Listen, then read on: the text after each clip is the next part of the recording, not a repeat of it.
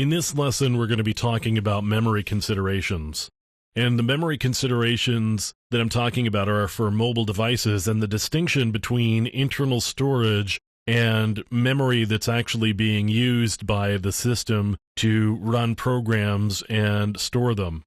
Now, mobile devices have sort of a different way of presenting applications to users where they go into the background and are easy to pop up really quickly, and it's not really how we're sort of used to with the PC paradigm.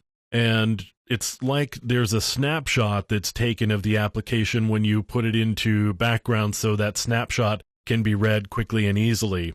And the memory considerations we're talking about are when I've got Android open, for example, so I've got the internal storage device. This is really like the hard drive of a PC. I don't have access here to system RAM like I would on a PC, because that's a different component of the mobile device.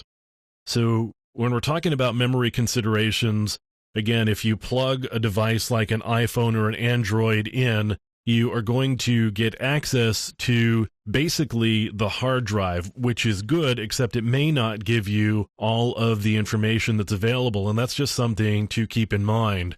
Now, there are different programs and different hardware devices that will allow you to go digging a little bit deeper into these devices. Like, for example, there is a program you can install on a Symbian device that will actually get you a forensic image of that device. There is actually a piece of software called VIA Extract that is specifically geared around Android and doing forensic analysis of it. So we're at this website called VIA Forensics, and VIA Forensics is the company that creates VIA Extract. You can see that this piece of software is really targeted at law enforcement for getting forensic images. Now, there are some interesting features here, like you could do the passphrase pattern pin lock bypass. So you can lock an Android device to keep people who aren't supposed to get access from just getting access to your device and seeing all of your information.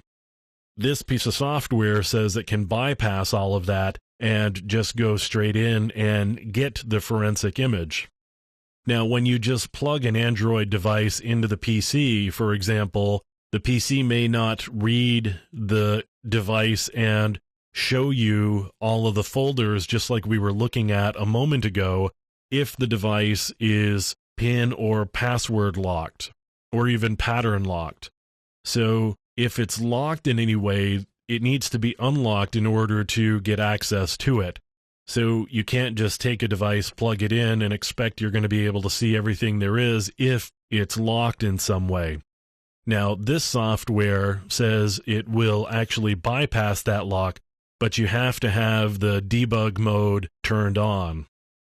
And just like the forensic software that we've looked at in other lessons, like ProDiscover and FTK and EnCase, this gives you the ability to search and sort the information that you are able to pull off the Android device. And of course, it gives you the ability to recover call logs and contacts, browser history, and text messages, as well as, of course, multimedia text messages like pictures and those sorts of things.